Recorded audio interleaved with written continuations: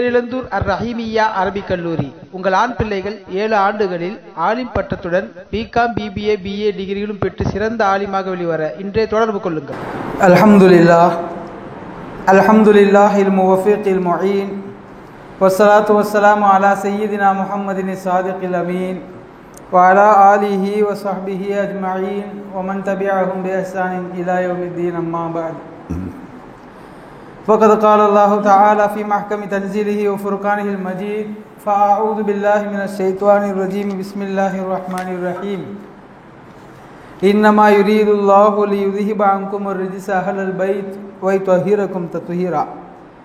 وقال نبينا محمد سيد البشر صلى الله عليه وسلم مثل أهل بيتي فيكم كمثل سفينة نوح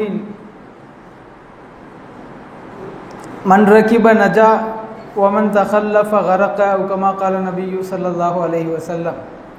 صدق الله مولانا العظيم وصدق رسوله النبي الكريم ونحن على ذلك من الشاهدين والشاكرين والحمد لله رب العالمين. அளவற்ற அருளும் நிகரற்ற அன்பும் இலங்கி திகழ்கிற அல்லாஹ்வின் திருநாமம் உச்சரித்து என் உரையை துவக்கம் செய்கிறேன். உலகில் உண்டாகும் சர்வ புகழும் அல்லாஹ் ஒருவனையே சேரட்டுமாக.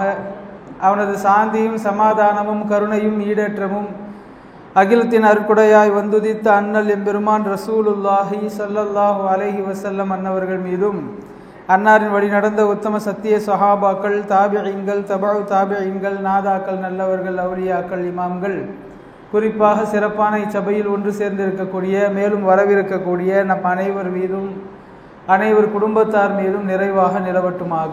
ஆமீன். அன்பிற்கும் இறைநேசத்திற்கும் தகுதியான சகோதரர்களே, ஜமாத்தார்களே, அல்லாஹ்வின் பேருபகாரம் மீண்டும் ஒரு முறை அவனது இல்லத்தில் அமைதியாக அமர்ந்து இஸ்லாமிய வரலாறுகளை தெரிந்து கொள்ளக்கூடிய சபையில் நம்மை ஒருங்கிணைத்திருக்கிறான். பேசுகின்ற கேட்கின்ற விஷயங்களின் பிரகாரம் நமது வாழ்வை அமைத்து கொள்ள வேண்டும் என்பதை ஆரம்ப உபதேசமாக எனக்கும் உங்களுக்கும் கூறி, இந்த வாரம் முஹர்ரம் மாதத்தின் 2ஆம் ஜும்ஆ இன்ஷா அல்லாஹ் 2 நாட்களில் கர்பலாவின் தினம் வருகிறது. நாளைய தினம் ஆஷுராவுடைய நோன்பும் வருகிறது. இந்த நன்னேரத்தில் நாம் கர்பலா குறித்த வரலாறுகளை தெரிந்து கொள்வது பொருத்தம் என்கிற அடிப்படையில் இஸ்லாத்தில் எப்போது பிளவு ஏற்பட ஆரம்பித்தது, நபி ஸல்லல்லாஹு அலைஹி வஸல்லம் அவர்கள் சொன்ன பிளவுகள் எந்த வகையில் நடந்தன, அவற்றை நாம் எப்படி உள்வாங்க வேண்டும், அது குறித்து நமது சுன்னத் வல் ஜமாஅத்தினுடைய கொள்கை என்ன என்பதை குறித்து இந்த வார பயானிலே நாம் தெரிந்து கொள்ளவிருக்கிறோம். அன்பிற்குரியவர்களே, ஒரு போர் முடிந்து அந்த போரின் வெற்றியில் கிடைத்த கனிமத் பொருட்களை பெருமானார் ஸல்லல்லாஹு அலைஹி வஸல்லம் அவர்கள் பங்கு வைத்து கொண்டிருந்த போது துல் ஹுவைஸரா அத்-தமீமி என்கிற ஒரு நயவஞ்சகன், முஸ்லிம் என்கிற போர்வையில் இருந்து கொண்டிருந்தவன், யா முஹம்மத் இத்தகில்லா, பங்கு வைக்கும் விஷயத்தில் முஹம்மதே நீங்கள் அல்லாஹ்வை அஞ்சிக் கொள்ளுங்கள் என்று சொன்னான். இல்லம் ஆதில் ஃபமையாதில், நபி ஸல்லல்லாஹு அலைஹி வஸல்லம் அவர்கள் கோபமுற்றவர்களாக, நான் நேர்மையாக நடக்காவிட்டால் யார் நேர்மையாக நடப்பார் என்று அவரை கோபமாக கடிந்து கொண்டார்கள் என்பதை நாம் வரலாற்றில் பார்க்கிறோம். இஸ்லாமிய பிளவுகளிலேயே முதல் பிளவு இதுதான் என்று சொல்ல முடியும். பெருமானாருடைய கோபத்தை கண்டு அவன் அமைதியானாலும் கூட காலம் முழுக்க இந்த குழப்பவாதிகளின் கூட்டம் அதிகரித்தது ஒரு புறம், நேரம் கிடைக்கிற போதெல்லாம் இஸ்லாமிய மக்களுக்கு மத்தியில் சலனத்தை, சங்கடத்தை ஏற்படுத்தி கொண்டே இருந்ததையும் நாம் வரலாற்றில் இன்னொரு புறத்தில் காண முடிகிறது. அன்பிற்குரியவர்களே, கர்பலா என்பது என்ன? சையதுனா அலி ரலியல்லாஹு அன்ஹு அவர்களுக்கும் சையதுனா முஆவியா ரலியல்லாஹு அன்ஹு அவர்களுக்கும் இடையில் ஏற்பட்ட பிரச்சனைகள் எதனால் ஏற்பட்டன, அதில் நாம் யாரை ஏற்றுக்கொள்ள வேண்டும், ஹசன் ஹுசைனார் எப்படி கொல்லப்பட்டார்கள் என்பதை பற்றி நாம் தெரிந்து கொள்வது காலத்தின் கட்டாயம்.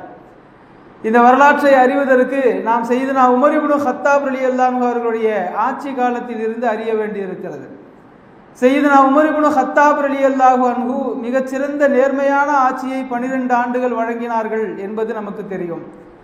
கிட்டத்தட்ட 1.25 லட்சம் சதுர அடி கிலோமீட்டர் தூரத்தை கடந்து இவர்களின் ஆட்சியில் இஸ்லாமிய பரப்பளவு பறந்து விரிந்திருந்தது என்பதையும் நாம் அறிந்திருக்கிறோம்.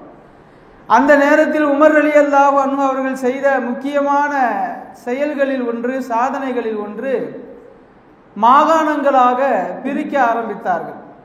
இஸ்லாமிய ஆட்சி விரிவடைய ஒரே நபர் அதை அனைத்தையும் பொறுப்பாக இருந்து ஆட்சி செய்வது சிரமம் என்பதால் ஒவ்வொரு மாகாணத்திற்கும் ஒவ்வொரு கவர்னர்களை நியமிக்க ஆரம்பித்தார்கள். திமிஷ்க் என்றால் அது ஒரு மாகாணம், ஷாம் ஒரு மாகாணம், பலஸ்தீன் ஒரு மாகாணம், மிஸ்ர் ஒரு மாகாணம் என்று 12 மாகாணங்களை பிரித்து அந்த 12 மாகாணங்களுக்கும் ஒவ்வொரு கவர்னரை அனுப்பி வைத்தார்கள். அவர்களின் கீழ் ஆட்சி நடக்கும். ஏதாவது பெரிய பிரச்சனை என்றால் அதை தலையிடக்கூடிய உரிமை சையதுனா உமர் இப்னு கத்தாப் ரலியல்லாஹு அன்ஹு அவர்களுக்கு இருந்தது. அவர்கள் தலைமை பீடத்தில் இருந்தார்கள். அந்த வகையில் உமர் ரலியல்லாஹு அன்ஹு நியமித்த 12 கவர்னர்களில் ஒருவர் தான் சையதுனா முஆவியா ரலியல்லாஹு அன்ஹு. ஷாம் தேசத்திற்கு கவர்னராக நியமிக்கப்பட்டார்கள். மிகச்சிறந்த ஆட்சியை தந்தவர்கள். உமர் ரலியல்லாஹு அன்ஹு அவர்களுடைய நம்பிக்கைக்கு பாத்திரமானவர்கள். சிறந்த அரசியல் எதிர்காலத்தை அறிகிற ஆற்றல் உள்ளவர்கள். உலகத்திலேயே முதன்முறை கப்பற்படையை உருவாக்கியவர்கள் சையதுனா முஆவியா ரலியல்லாஹு அன்ஹு. பறந்து விரிந்த பூமியில் அடுத்தவர்களோடு போர் தொடுப்பதும் தற்காத்துக் கொள்வதும் வழமையான ஒன்று. திடீரென்று கடல் பகுதி மூலமாக வந்து தாக்குதல் செய்தால் எப்படி சமாளிப்பது என்று யோசித்த அவர்கள் கப்பற்படையை உருவாக்கினார்கள். சையதுனா உமர் இப்னு கத்தாப் ரலியல்லாஹு அன்ஹு அவர்களிடத்தில் மிகச்சிறந்த அங்கீகாரத்தை பெற்றார்கள்.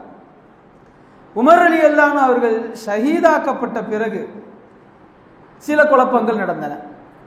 உமர் ரலியல்லாஹு அன்ஹு அவர்கள் கலீஃபாவாக பொறுப்பேற்ற போதே சில குழப்பங்கள் நடந்தன. உமர் ரலியல்லாஹு அன்ஹு அவர்களை சையதுனா அபூபக்கர் ரலியல்லாஹு அன்ஹு அவர்கள் நியமித்து விட்ட பிறகு மக்களும் அவர்களை ஏகமனதாக கலீஃபாவாக தேர்ந்தெடுத்த போதே 2 ஃபிர்காக்கள், 2 கூட்டங்கள் புதிதாக உருவாகின. பொதுவாக முஸ்லிம்கள் எல்லோரும் உமர் ரலியல்லாஹு அன்ஹு அவர்களை கலீஃபாவாக ஏற்றுக்கொண்டார்கள். மாற்று கருத்து கொண்டவர்கள் 2 பிரிவாக பிரிந்தார்கள். மாற்று கருத்து கொண்டவர்களில் முதலாவது வகையினர் உமர் ரலியல்லாஹு அன்ஹு அவர்களை விட ஹஜ்ரத் அலி ரலியல்லாஹு அன்ஹு இந்த பொறுப்பிற்கு தகுதியானவர் என்று நினைத்தார்கள்.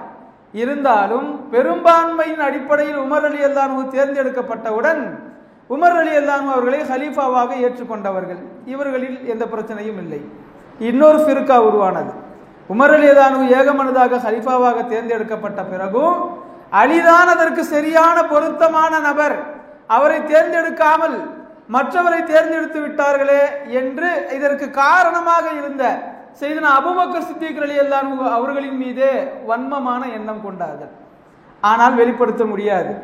வெளிப்படுத்தினால் உமர் ரலியல்லாஹு அன்ஹு ஆட்சியில் இருக்கிறார்கள், என்ன வேண்டுமானாலும் நிகழலாம். அவ்வப்போது ஃபித்னாக்களை கிளப்பி விட்டு இந்த கூட்டம் அமைதியாக இருந்தது.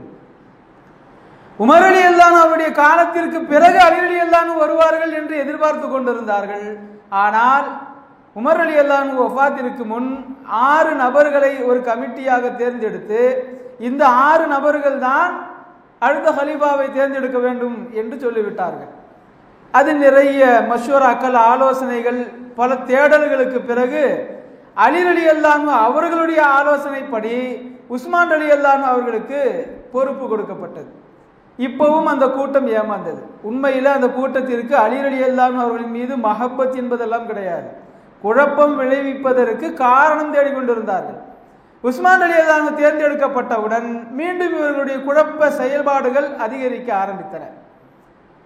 12 ஆண்டு காலம் ஆட்சி செய்தார்கள் சையதுனா உஸ்மான் இப்னு அஃபான் ரலியல்லாஹு அன்ஹு. இதிலே எங்காவது குறை காண முடியுமா என்று தேடிக்கொண்டே இருந்தவர்களுக்கு ஒரு குறை கிடைத்தது. சையதுனா உஸ்மான் ரலியல்லாஹு அன்ஹு அவர்களுடைய ஆட்சி காலத்திலும் உமர் இப்னு கத்தாப் ரலியல்லாஹு அன்ஹு அவர்களால் நியமிக்கப்பட்ட ஷாம் தேசத்தின் கவர்னர் முஆவியா ரலியல்லாஹு அன்ஹு அந்த பொறுப்பில் தொடர்ந்தார்கள். அதே மாதிரி அதுக்கு அருகில இருந்த திமிஷ்க், மிஸ்ர், பலஸ்தீன், அல் அர்தன் இந்த மாகாணங்கள் எல்லாம் ஒவ்வொரு கவர்னர்களால் ஆளப்பட்டு வந்த நிலையில் அல் அர்தன் என்கிற மாகாணத்தின் ஆட்சியாளராக இந்த முஆவியா ரலியல்லாஹு அன்ஹு அவர்களுடைய சகோதரர் யஸீத் இப்னு அபி சுஃப்யான் என்று அவர் பெயர், அவர் ஆட்சியாளராக இருந்து வருகிறார். அவர் கொஞ்ச நாள்ல மௌத்தாகிறார்.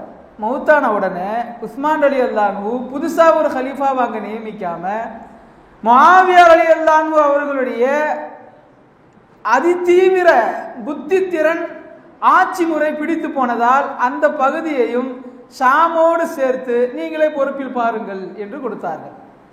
இப்போ எப்படி சமயங்களில் நம்ம அரசியல்வாதிகள் ஏதாவது அமைச்சருக்கு பதவி போகிற போது அந்த இலாக்காவை வேறு அமைச்சரின் பக்கம் திருப்பி விடுவார்கள். அந்த இலாக்காவையும் கூடுதல் இலாக்காவாக ஒதுக்கி அவரே பார்த்துக் கொள்வார் என்று சொல்லக்கூடிய வழமை உண்டு. அந்த அடிப்படையில் உமர் ரலியல்லாஹு அன்ஹு அவர்கள் முஆவியா ரலியல்லாஹு அன்ஹு அவர்களை ஷாமுக்கு மட்டும் நியமித்தார்கள். உஸ்மான் ரலியல்லாஹு அன்ஹு அவர்கள் ஷாமோடு சேர்த்து அல் அர்தன் என்கிற மாகாணத்தையும் பார்க்க சொன்னார்கள். இன்னும் கொஞ்ச காலம் போனது, திமிஷ்கின் கவர்னர் பொறுப்பு காலியாகிறது. திமிஷ்கையும் ஷாமோடு சேர்த்து விட்டார்கள். இன்னும் கொஞ்ச காலம் போனது, பலஸ்தீன் காலியானது. பலஸ்தீனையும் ஷாமோடு சேர்த்து விட்டார்கள். இப்படி 4 மாகாணங்களையும் ஒன்றாக்கி அந்த 4ஐயும் சேர்த்து கவனிக்க வேண்டிய பொறுப்பை சையதுனா முஆவியா ரலியல்லாஹு அன்ஹு அவர்களுக்கு உஸ்மான் ரலியல்லாஹு அன்ஹு கொடுத்தார்கள். இதுல என்ன குறை கண்டாங்கன்னா, இந்த முஆவியா ரலியல்லாஹு அன்ஹு இருக்கிறாரு, இவருடைய சகோதரி உம்மு ஹபீபா அவர்களை நபி ஸல்லல்லாஹு அலைஹி வஸல்லம் திருமணம் செய்திருந்தார்கள். உம்முல் முஃமினீன் என்று நம்மால் அன்போடு அழைக்கப்படுகிற பெருமானார் ஸல்லல்லாஹு அலைஹி வஸல்லம் அவருடைய புனித மனைவிமார்களில் ஒருவர் உம்மு ஹபீபா. அந்த உம்மு ஹபீபாவுடைய சகோதரர் தான் முஆவியா. அப்போ நபி ஸல்லல்லாஹு அலைஹி வஸல்லம் அவர்களுக்கு என்ன உறவு? மச்சின உறவு ஒன்று. இன்னொன்று, உஸ்மான் ரலியல்லாஹு அன்ஹு அவர்களுடைய சிறிய தந்தையின் மகன் தான் இந்த முஆவியா. சச்சா மக, தம்பி மகன்னு வச்சுக்கலாமா? இப்ப எப்படி கிளப்பிட்டாங்கன்னா, உஸ்மான் ரலியல்லாஹு அன்ஹு தன்னுடைய குடும்பத்தை சார்ந்தவர்களுக்கு பொறுப்பு கொடுத்து முக்கியத்துவப்படுத்துகிறார். அவர் நினைச்சது மாதிரி பொறுப்பு கொடுக்கிறாரு. அவர் குடும்பத்தில் உள்ள அவங்க அண்ணன் தம்பி முறையில வர்றவங்களுக்கே அவர் முக்கியத்துவம் கொடுக்கிறாரு அப்படின்னு சொல்லி பிரச்சனைகள் அதிகமாகும். இந்த பிரச்சனை அப்துல்லா இப்னு சபா என்கிற நயவஞ்சகனின் தலைமையில் எந்த அளவிற்கு அதிகமாகி கொண்டே போகிறது என்றால், மதீனாவிற்கு வெளியே இருந்த அதிருப்தி கோஷ்டிகள் எல்லோரையும் ஒருங்கிணைத்து மதீனாவிற்குள் ஒரு பிரளயம் ஏற்படுத்த, ஒரு கலகம் ஏற்படுத்த அவன் முயற்சி செய்கிறான். ஒரு கட்டத்தில் குழப்பம் ரொம்ப அதிகமாகுது. உஸ்மான் ரலியல்லாஹு அன்ஹு அவருடைய வீட்டை முற்றுகையிடுகிற அளவிற்கு அதிகமாகிறது. இதனை கேள்விப்பட்ட முஆவியா ரலியல்லாஹு அன்ஹு கிளம்பி மதீனா வருகிறார். வந்து உஸ்மான் ரலியல்லாஹு அன்ஹு அவரிடத்தில் சென்று பேச்சுவார்த்தை நடத்துகிறார். ரொம்ப குழப்பம் அதிகமாகிடுச்சு, இவங்களுக்கு எதிராக போரிட்டே தீரணும், இந்த கலகக்காரர்களை அடக்கி ஒடுக்கி வைக்கலன்னா இது பெரிய ஃபித்னால போய் முடியும், அதனால நீங்க கொஞ்சம் கடினமா இரும்பு கரம் கொண்டு நடவடிக்கை எடுக்கிறது அப்படின்னு சொல்லுவோம் இல்லையா, அது மாதிரி நீங்க நடவடிக்கை எடுக்கணும்னு கேட்டாங்க. உஸ்மான் ரலியல்லாஹு அன்ஹு இயல்பிலேயே ரொம்ப தன்மையானவர்கள், பணிவானவர்கள். அப்படியெல்லாம் நம்ம ஆக்ஷன் எடுக்க வேணாம், அது உம்மத்துக்கு மத்தியில் பிளவை கொடுத்துரும் அப்படின்னாங்க. அப்போ முஆவியா ரலியல்லாஹு அன்ஹு கேட்டாங்க, அப்படி என்றால் அவர்களுடைய கோரிக்கை நீங்க பொறுப்புல இருந்து இறங்கணுங்கிறது தான். நமக்கு 2 வழி இருக்கு. ஒன்று, உங்களை பொறுப்பிலிருந்து இறக்க நினைப்பவர்களுக்கு எதிராக போராடுவது. அதை நீங்க செய்யறதுக்கு வேணவே வேணான்னு சொல்றீங்க, சமுதாயத்தில் பிளவு வந்துரும் சொல்றீங்க. அப்போ பொறுப்பிலிருந்து நீங்கள் இறங்கி கொள்ள தயாரான்னு கேட்டாங்க. அப்போ உஸ்மான் ரலியல்லாஹு அன்ஹு சொன்னார்கள், எனக்கு இது தேவைப்படுகிற பொறுப்பு அல்ல, எனக்கு இந்த பதவி இருந்தே ஆக வேண்டும் என்றெல்லாம் இல்லை. ஆனால் மக்கள் என் 2 கரங்களை பிடித்து கலீஃபாவாக நியமித்திருக்கிற போது இந்த குழப்பவாதிகளுக்கு அஞ்சி நான் பொறுப்பில் இருந்து இறங்குவது சரியாக இருக்காது. அப்போ குழப்பவாதிகள் வெற்றி பெற்றுருவாங்க. எதுக்காக நம்ம குழப்பத்தை ஏற்படுத்தினோமோ அது நடந்துருச்சு, நம்ம மகிழ்ச்சி அடைவான். இப்படி சொன்ன உடனே முஆவியா ரலியல்லாஹு அன்ஹு உஸ்மான் ரலியல்லாஹு அன்ஹு கிட்ட கேட்டாங்க, அப்படின்னா நான் ஒரு 3 விஷயம் சொல்றேன், அந்த 3க்கு நீங்க அனுமதி கொடுக்கணும். 1, 4000 வீரர்களை நான் அனுப்புகிறேன், உங்களுடைய பாதுகாப்புக்காக நீங்கள் வைத்துக் கொள்ளுங்கள். உஸ்மான் ரலியல்லாஹு அன்ஹு கேட்டாங்க, 4000 வீரர்கள், சரி அவங்களுக்கு எந்த காசுல இருந்து நான் உணவு கொடுக்கிறது? 4000 பேர் இல்லை, பாடிகார்டா 4000 பேரை போட்டாக்கா அவங்களுக்கு உணவு கொடுக்கறது, தங்க வைக்கிறது, அவங்களுடைய செலவினங்களை பார்க்கறதெல்லாம் செய்யணும்ல, அது எந்த காசுல இருந்து செலவு செய்யறது? முஆவியா ரலியல்லாஹு அன்ஹு சொன்னாங்க, நீங்க ஹலீஃபாவிற்கு பைத்துல் மால்ல இருந்து எடுத்து செலவு பண்ணலாம், ஒன்றும் குறை இல்லை, பைத்துல் மால்லையும் விசாலமா இருக்கு. உஸ்மான் ரலியல்லாஹு அன்ஹு சொன்னார்கள், என் ஒருவனுக்காக 4000 பேர்களை பணியமர்த்தி அவ்வளவு தொகையை பைத்துல் மாலில் இருந்து செலவு செய்வதற்கு என் மனம் ஒப்பவில்லை, அது முடியாதுன்ட்டாங்க. சரி, அப்போ இரண்டாவது நான் ஒன்று சொல்கிறேன், அதுக்காவது நீங்கள் ஒத்துழைக்கணும். சரி சொல்லுங்க.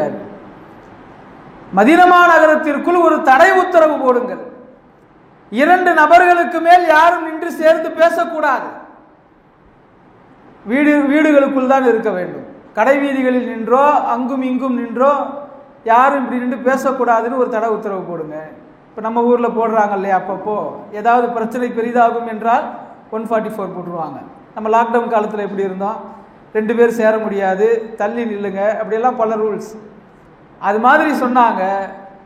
கூடி கூடி பேசுகிற குழப்பவாதிகளால் தான் பிரச்சனைகள் அதிகரிக்கிறது.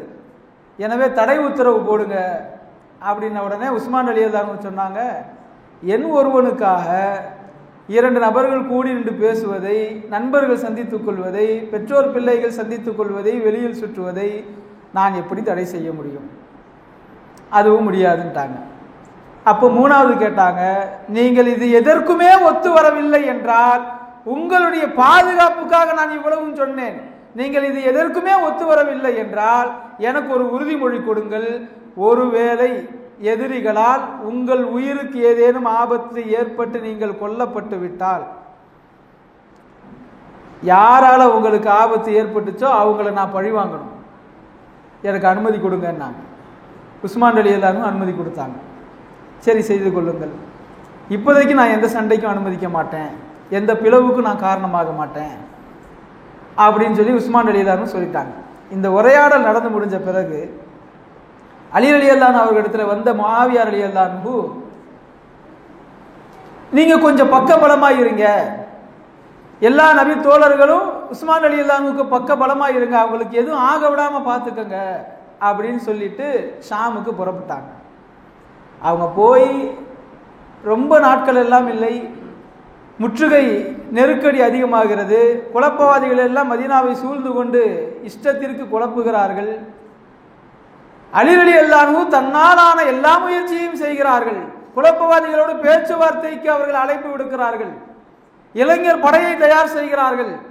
தன் மகன் ஹசன் ரலியல்லாஹு அன்ஹு அவர்களை தலைமையாக போட்டு இளைஞர் படையை தயாராக வைத்திருக்கிறார்கள். போருக்கு போய் அனுமதி கேட்டப்ப கூட அனுமதி கொடுக்க மாட்டேன்ட்டாங்க. வேணாம், என் ஒருத்தனுக்காக சமுதாயத்தில் பிளவு வர வேணாம், யாரும் யாரிடத்திலும் சண்டை போடக்கூடாது, எனக்கு என்ன நடந்தாலும் பரவாயில்லை. இறுதியாக முற்றுகைக்காரர்கள் உஸ்மான் ரலியல்லாஹு அன்ஹு அவர்களை கொல்வதற்கு இறங்குகிறார்கள். நமது இஸ்லாமிய படையினரும் உள்ளே சென்று தடுக்கிறார்கள்.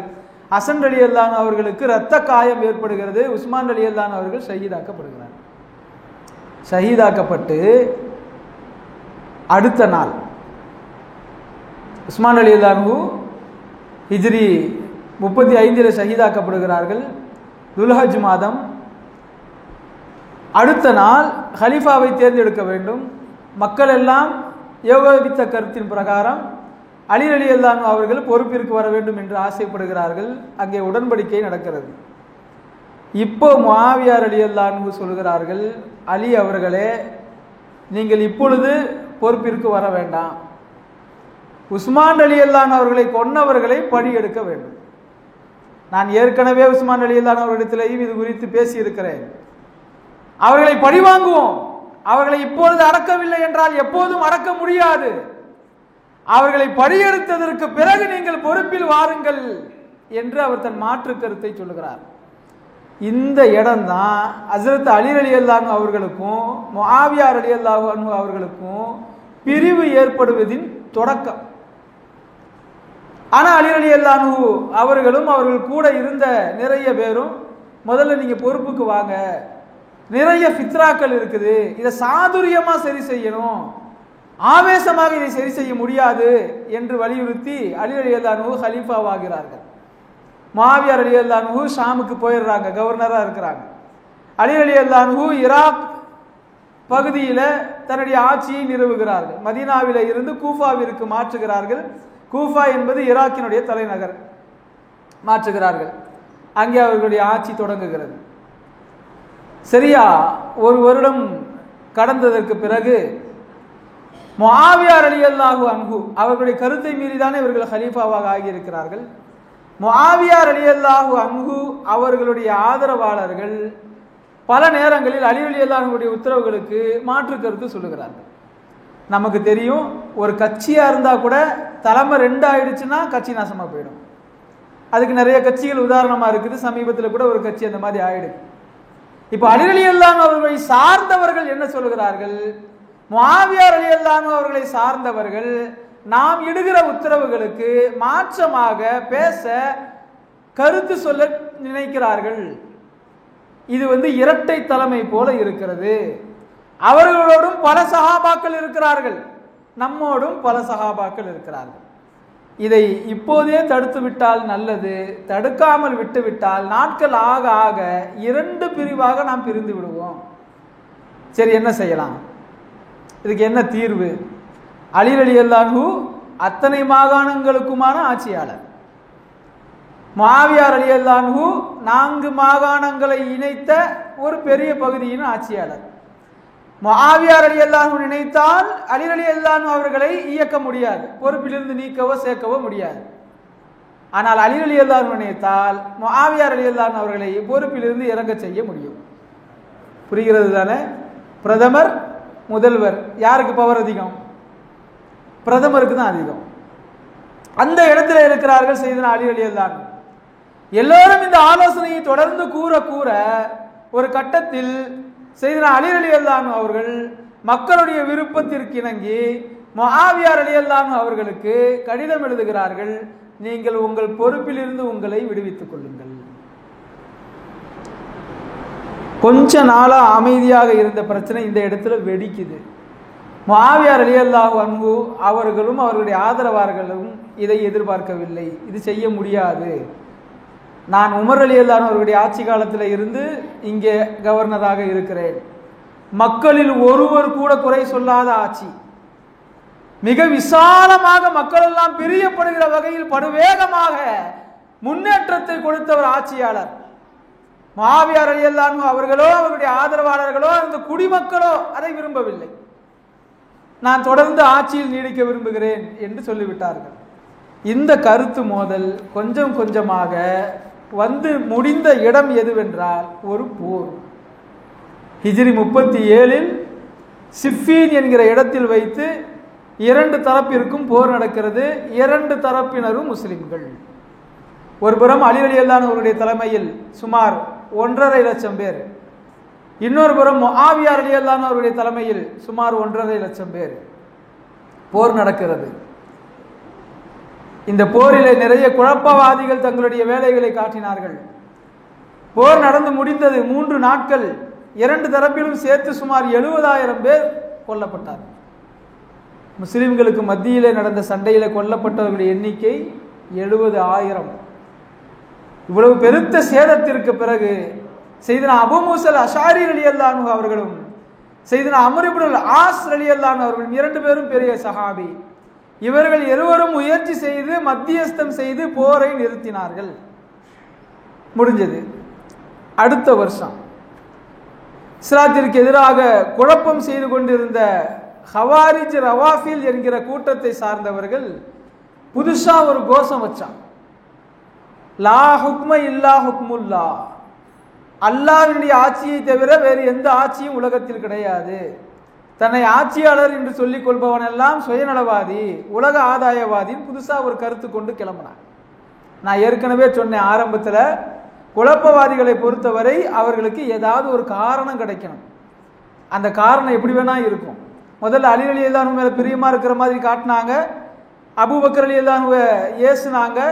பிறகு உமர் ரலியல்லாஹு ஆட்சிக்கு வந்த போது அவங்கள்ட்ட இருந்து பிரிஞ்சாங்க.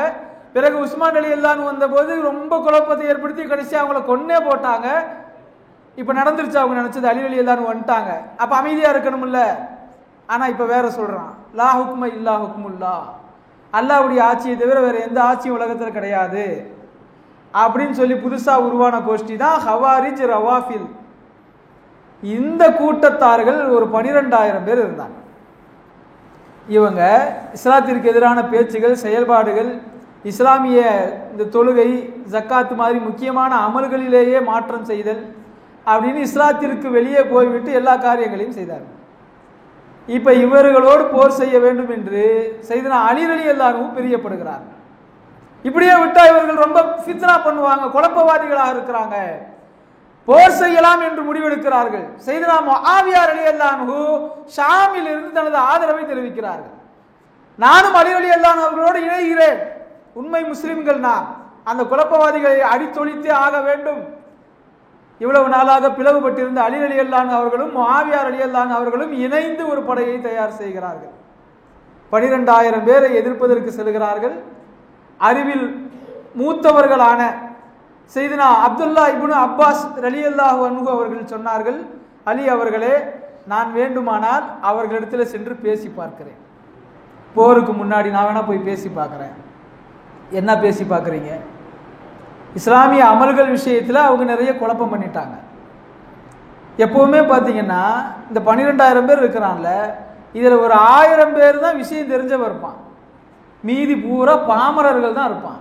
அடா இவங்க சொல்றது நல்லா இருக்குதே, இதுதான் சரி போல அப்படின்னு சொல்லி மூளைச்சலவை செய்யப்பட்டவர்கள், பேச்சு திறமைக்கு அடிமையானவர்கள் தான் பின்னாடி போயிருப்பான், பாமரர்கள். இன்றைக்கும் சமுதாயத்தில் எவ்வளவு இயக்கங்கள் இருக்கின்றன, பாரம்பரியத்தை அடித்து ஒழிக்கக்கூடிய, பாரம்பரியமான சுன்னத் வல் ஜமாத்தை நரகவாசிகள் என்று சொல்லக்கூடிய, நபி ஸல்லல்லாஹு அலைஹி வஸல்லம் அவருடைய சுன்னத்துகளை பின்பற்றக்கூடிய நம்மை இணை வைப்பாளர்கள் என்று சொல்லக்கூடிய எத்தனையோ இயக்கங்கள் இன்றைக்கு இருக்கின்றன. அந்த இயக்கங்கள்ல கூட நீங்க எடுத்து பார்த்தீங்கன்னா மேல இருக்கிற ஒரு 100 பேருக்கு தான் கொஞ்சம் விஷயம் தெரியும். கொஞ்சம் விஷயங்கிறது நான் எதை சொல்றேன், குர்ஆனை பார்த்து ஓதவாவது தெரியும். மீதமுள்ள 90% பாமரர்களாகத்தான் இருப்பார்கள். விஷயம் தெரியாது, குர்ஆன் ஓத தெரியாது, சட்டங்களை படித்து அறிந்து கொள்ளக்கூடிய நாலேஜ் கூட இருக்காது. அவனுடைய பேச்சு திறமையில், மூளைச்சலவையில் அல்லது ஏதோ ஒரு உலக ஆதாயத்திற்காக அந்த இயக்கத்தில் பயணிப்பாங்க. நம்மளை எல்லாம் காஃபிரு முஷ்ரிக்குன்னு சொல்லிக்கிட்டு இருப்பாங்க. இந்த மாதிரி உருவானவன் தான் அன்னைக்கு அவன். 12,000 பேர். அப்துல்லா இப்னு அப்பாஸ் ரலியல்லாஹு அன்ஹு சொல்லுகிறார்கள், நான் சென்று பேசி பார்க்கிறேன். விவாதம் புரிந்தார்கள். விவாதத்தின் முடிவில் 6,000 பேர் மீண்டும் தௌபா செய்து முஸ்லிமானார். 12,000-ல் 6,000 கழிந்தது. மீதி 6,000 பேரும் அடவாதம் முடிச்சு நான் சண்டைக்கு தான் வருவேன்னா சண்டை நடந்தது. அலி ரலியல்லாஹு அன்ஹு அவர்களும் முஆவியா ரலியல்லாஹு அன்ஹு அவர்களும் இணைந்து செய்த அந்த போர் இஸ்லாத்திற்கு எவ்வளவு பெரிய வெற்றி கிடைத்தது என்றால் 6,000 பேற்றில் மிஞ்சினவங்க வெறும் 40 பேர். மீதி 5,960 பேர் கொல்லப்பட்டார்கள். 40 பேர் தப்பிச்சு தெரிச்சு ஓடிட்டான். இதற்கு பிறகு சுமார் 1.5 ஆண்டுகளுக்கு பிறகு அலி ரலியல்லாஹு அன்ஹு அவர்கள் குத்தப்பட்டு அப்துல்லா இப்னு முல்ஜிம் என்ற பெயர் கொண்ட ஒரு நயவஞ்சகன் வந்து அலி ரலியல்லாஹு அன்ஹு அவர்களை ஷஹீதாக்குகிறான். அலி ரலியல்லாஹு அன்ஹு அவர்கள் ஷஹீதான உடனே முஆவியா ரலியல்லாஹு அன்ஹு ஆட்சிக்கு வரலாம் என்று பார்க்கிறார். முஆவியா ரலியல்லாஹு அன்ஹுவுக்கு அந்த தகுதி இருக்கிறது. ஏனென்றால் உமர் ரலியல்லாஹு அன்ஹுடைய ஆட்சி காலத்திலிருந்து இப்போ வரைக்கும் அவங்க ஆட்சி பொறுப்பில் அதிகாரத்தில் இருக்கிறவங்க. ஆனால் முஸ்லிம்கள் சஹாபாக்கள் என்ன நினைத்தார்கள் என்றால் அலி ரலியல்லாஹு அன்ஹு அவர்களுக்கு பிறகு ஹசன் ரலியல்லாஹு அன்ஹு அவர்களை ஹலீஃபாவாக ஆக்க முயற்சி செய்தார். ஹசன் ரலியல்லாஹு அன்ஹு வாலிபர், ஆனால் அனுபவம், சிறந்த அனுபவம், விவேகம் உள்ளவர். மக்களுடைய கோரிக்கைக்கு இணங்கி ஆட்சிக்கு வருகிறார்கள். ஆட்சிக்கு வந்ததற்கு பிறகும் குழப்பங்கள் அதிகரித்து கொண்டே போயின. கடைசியில் ஹசன் ரலியல்லாஹு அன்ஹு அவங்களே முடிவு பண்ணாங்க, ஆட்சிக்கு வந்து 6 மாதத்தில் முஆவியா அவர்களே ஆட்சி செய்யட்டும், என்னால் இந்த குழப்பம் எதுவும் ஏற்பட வேண்டாம், ஒரே தலைமை, ஒரே ஆட்சி அனுபவம் உள்ள முஆவியா ரலியல்லாஹு அன்ஹு அவர்களே ஆட்சி செய்யட்டும் என்று ஆட்சி பொறுப்பை அவரிடத்தில் கொடுத்து விட்டார்கள். பொறுப்பிலிருந்து இறங்கி விட்டார்கள். அதுக்கடுத்து 10 ஆண்டு கழிச்சு சுமார் ஹிஜ்ரி 50 ஹசன் ரலியல்லாஹு அன்ஹு அவர்கள் விஷம் வைத்து, அவர்கள் சாப்பிட்ட உணவில் விஷம் கலக்கப்பட்டு ஷஹீதாகிறார்கள். அதற்கு பிறகு சுமார் 10 ஆண்டு காலம் கழித்து ஹிஜ்ரி 60 கடந்ததற்கு பிறகு முஆவியா ரலியல்லாஹு அன்ஹு அவர்களுக்கு மௌத் வருகிறது. 78 வயசுல, 38 வயசுல பொறுப்புக்கு வந்தவங்க 40 ஆண்டு காலம் சமுதாயத்திலே ஒரு அதிகாரமிக்க ஒரு தலைவராக இருந்து 78வது வயதில் அவர்கள் வஃபாத் ஆகிறார்கள். வஃபாத் ஆகுவதற்கு முன் அடுத்த ஹலீஃபா என்னுடைய மகன் என்று அறிவித்து விட்டார். யசீத் இப்னு முஆவியா பொறுப்புக்கு வந்துட்டார். ஹசன் ரலியல்லாஹு அன்ஹு இல்லை, ஹுசைன் ரலியல்லாஹு அன்ஹு அவர்கள் இருக்கிறார்கள். ஹுசைன் ரலியல்லாஹு அன்ஹு ரொம்ப வேகமானவர், ஆவேச குணம் உள்ளவர், வீரதீரமானவர். ஹசன் ரலியல்லாஹு ரொம்ப பொறுமையாக இருந்து காரியத்தை சாதிக்கக்கூடியவர்கள். ஹுசைன் ரலியல்லாஹு அவர்கள் பொறுப்புக்கு சண்டை போடல. யசீத் வந்து விட்டார், ஆனால் மக்களுக்கு பிரியம் இல்லை. முஆவியா ரலியல்லாஹு அவர்களை எந்த அளவிற்கு நேசித்தார்களோ அந்த அளவிற்கு யசீதை வெறுத்தார்கள். ஏன்னா தனிப்பட்ட குணநலன்கள் விஷயத்தில் சுய ஒழுக்கம் இல்லாதவர். இரண்டாவது, அதிகாரம் செலுத்துகிற இடத்தில் அவருக்கு ஆட்சி செய்ய தெரியவில்லை. சொந்த மக்களையும் முடக்க ஆரம்பிச்சார் பல நேரங்கள்ல. இதனால அங்க இருந்த மக்கள் மதீனாவிற்கு தபால் எழுதி கொண்டே இருந்தார்கள். யாருக்கு? ஹுசைன் ரலியல்லாஹு அவர்களுக்கு தபால் எழுதி கொண்டே இருந்தார்கள். நீங்க பொறுப்புல வாங்க, யசீது இப்படி ஆட்சி இங்க யாருக்கும் பிடிக்கல, நல்லபடியா இல்லை, அவங்க அத்தா மாதிரி இல்லை. கடிதங்கள் வர வர வர நூற்றுக்கணக்கில் வர ஆரம்பிச்சிருச்சு. பிறகுதான் ஹுசைன் ரலியல்லாஹு அவர்கள் முடிவு செய்து ஒரு தூதுவரை அனுப்புகிறார்கள். வந்த தூதுவர் திரும்பி வரவே இல்லை. தூதுவர் வந்தார், மக்களை சந்தித்தார், மக்கள் எல்லாம் அவரை உபசரிப்பு செய்தார்கள், கவனித்துக் கொண்டார்கள். மக்களிடத்தில் இருக்கக்கூடிய சூழ்நிலையெல்லாம் கவனித்து அவர் கடிதம் எழுதினார். மக்கள் எல்லாம் உங்களை ரொம்ப பிரியப்படுறாங்க, இங்க ஆட்சி சரியில்லை, நீங்கள் கிளம்பி வர வேண்டும் என்று தபால் எழுதுகிறார். அந்த தபாலின் அடிப்படையில் கிளம்பி வருகிறார்கள். ஆனால் அந்த தூதுவர் அங்கே கொல்லப்பட்டார். தூதுவர் அங்கேதான் இருக்கிறாருன்னு தெரிஞ்ச யசீத் என்ன பண்ணாரு? தூதுவரை தேடி கண்டுபிடிச்சு கொலை செய்து விட்டார். பொதுவாகவே அந்த காலத்தில் இருந்தே உள்ள ஒரு நடைமுறை என்னன்னா, என்னதான் ரெண்டு பெரிய எதிரி நாடுகளாக இருந்தாலும் தூதுவரா வர்றவங்களை கொல்லக்கூடாது, சின்ன காயம் கூட இல்லாமல் அவங்கள பார்த்துக்கிறணும், அவங்கள கனிவாக உபசரிக்கணும். ஆனால் யசீத் எல்லா போர் விதிகளையும் மீறினார், அவரை கொண்டுட்டார். ஹுசைன் ரலியல்லாஹு கிளம்பி போறாங்கன்னு தெரிஞ்ச உடனே அவங்களோட 300 பேர் சேர்ந்துக்கிட்டாங்க. அவங்க வர்ற வழியில ஒரு இடத்துல தடுக்கப்படுறாங்க, நீங்க உள்ள வரக்கூடாது, ஊருக்குள்ள வரக்கூடாது. சரி, அங்கேயே இருக்கிறாங்க.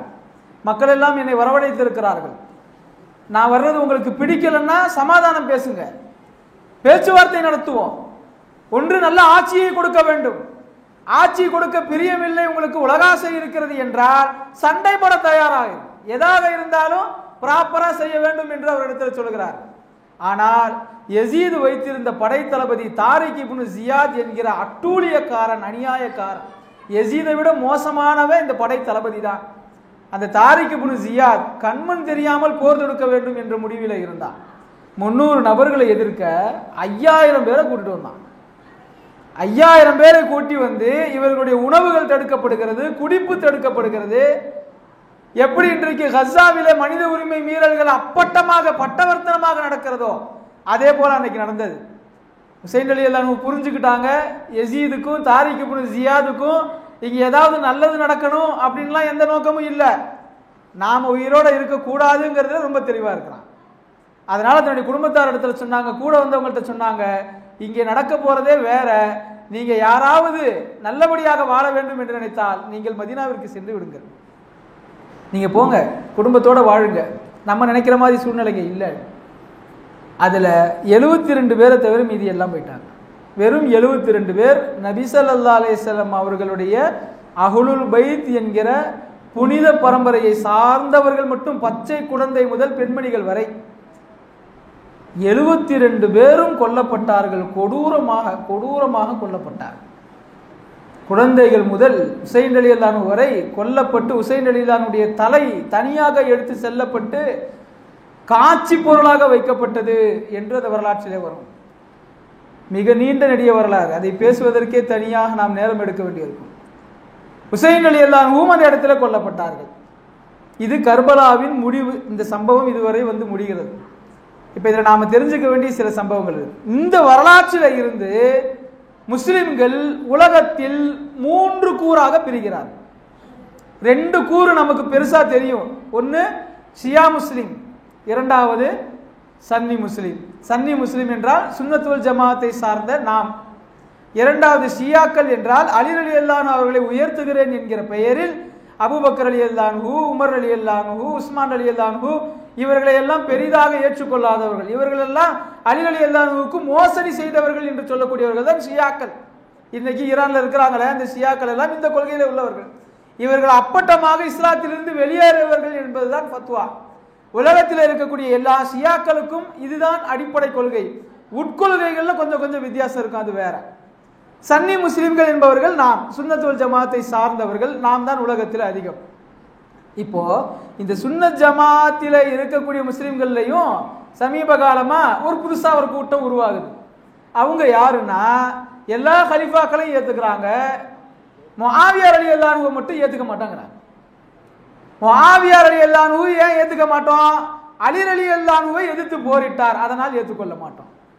ஆனால் அந்த அற்பமான சில நபர்களை தவிர நம்முடைய உண்மையான கொள்கை என்னவென்றால் முஆவியா ரலியல்லாஹு அன்ஹு அவர்களுக்கும் எல்லா சஹாபாக்களுக்கும் இருக்கிற சிறப்புகள் இருக்கின்றன. ஆனா அலி ரலியல்லாஹு அன்ஹு சண்டை போட்டாரு, அது அரசியல் ரீதியான ஒரு முடிவு. அவர் என்ன நினைத்தார், உஸ்மான் ரலியல்லாஹு அன்ஹு அவர்களுடைய ஒவ்வொரு நகர்வையும் நான் கவனித்திருந்ததால், உஸ்மான் கொல்லப்பட்டால் கொன்றவர்களை பழிவாங்க வேண்டும் என்று நான் ஏற்கனவே அவரிடத்தில் பேசி ஒப்புதல் வாங்கி இருந்ததால் நான் ஆட்சிக்கு தகுதியானவன் என்று அவர் கருதினார். அந்த கருத்தில் தான் தவறே ஒழிய அலி ரலியல்லாஹு அன்ஹுவுக்கு இவர் எதிரி அல்ல. அலி ரலியல்லாஹு அன்ஹு அவர்களும் அப்படி எதிரியாக பார்க்கவில்லை. எனவே முஆவியா ரலியல்லாஹு அன்ஹு என்று சொல்வதுதான் நமது கொள்கை. யாராவது உங்களிடத்தில் முஆவியா அவர் நரகவாசி என்றோ அல்லது சஹாபியுடைய அந்தஸ்தை இழந்தார் என்றோ கலகக்காரர் என்றோ சொன்னால் ஈமானை பாதுகாத்துக் கொள்ளுங்கள். பெருமானார் ஸல்லல்லாஹு அலைஹி வஸல்லம் அவர்கள் சொன்ன ஒரு நபிமொழியோடு நான் நிறைவு செய்கிறேன். அஹ்லுல் பைத் என்கிற நபியின் குடும்பத்தாரை நாம் கண்ணியத்தோடு நடத்த வேண்டும். யார் ஹசன் ஹுசைனாரின் குடும்பத்தினராக பரம்பரையாக இன்றைக்கு வரை வந்து கொண்டிருக்கிறார்களோ, வாழ்ந்து கொண்டிருக்கிறார்களோ, அவர்களை கண்ணியப்படுத்துவது நம் மீது கடமை. அவர்களோடு அன்பு வைப்பது, அவர்களின் வாழ்க்கை வரலாறுகளை தெரிந்து கொள்வது, அவர்களோடு உடன் இருப்பதே பரக்கத். ஒரே ஒரு ஹதீஸ் நபி ஸல்லல்லாஹு அலைஹி வஸல்லம் அவர்கள் சொன்னார்கள், மஸலு அஹ்லி பைத்தி ஃபீக்கும் கமஸலி ஸஃபீனத்தி நூஹின். என்னுடைய குடும்பத்தாருக்கு உதாரணம் சொல்வதென்றால் நூஹ் அலைஹிஸ்ஸலாம் அவருடைய கப்பல் உதாரணம். மன் ரகிப நஜா, யார் அந்த கப்பலில் ஏறிக்கொண்டார்களோ அவர் வெற்றி பெற்றார். ஒமன் தஹல்லஃப கரக, யார் அந்த கப்பலில் ஏறவில்லையோ அவர்கள் எல்லாம் மூழ்கடிக்கப்பட்டு அழிந்து போனார்கள். அதே மாதிரி தான் என்னுடைய திருக்குடும்பத்தார், அவர்களை நேசிப்பவர்கள் நிச்சயமாக வெற்றி பெறுவார்கள். புனிதமான இந்த கர்பலா சம்பவத்திலிருந்து நமக்கு கிடைக்கக்கூடிய பெரிய படிப்பினை, நபி ஸல்லல்லாஹு அலைஹி வஸல்லம் அவருடைய குடும்பத்தாரை நாம் நேசிக்க வேண்டும். அவர்கள் பரிசுத்தப்படுத்தப்பட்டவர்கள். திருக்குர்ஆனில் அல்லாஹ் இதை பதிந்திருக்கிறார். இன்னமா யுரீதுல்லாஹு லியுذஹிப அன்குமுர் ரிஜ்ஸ அஹ்லல் பைத். நபியின் திருக்குடும்பத்தார்களே, உங்களை பரிசுத்தப்படுத்தி இருக்கிறோம் என்று அல்லாஹ் சொல்கிறான். உங்களிடம் இருந்து அசுத்தங்களை நாம் நீக்கி இருக்கிறோம் என்று அல்லாஹ் சொல்கிறான். அப்படிப்பட்ட புனித குடும்பத்தாருடைய நினைவுகளை தாங்கி வரக்கூடிய இந்த முஹர்ரம் மாதம் கர்பலாவை பற்றிய சிந்தனைகள் நமக்கு இருக்க வேண்டும். ஹசன் ஹுசைனாரின் வாழ்க்கை வரலாறுகளை நாம் படிக்க வேண்டும். நேற்றைக்கு கூட நதீமுல்லா மக்கானிலே கர்பலாவை பற்றி ஒரு நிகழ்ச்சி நடந்தது. நம்ம மொஹல்லாலிருந்து யாரையும் காணோம். எல்லாம் வல்ல அல்லாஹ் நம்மை அஹ்லுல் பைத்தின் நேசம் மிகுந்தவர்களாக ஆக்கி அருள் புரிவானாக. ஆமீன். வ ஆகிரு தஅவானா அல்ஹம்துலில்லாஹி ரப்பில் ஆலமீன்.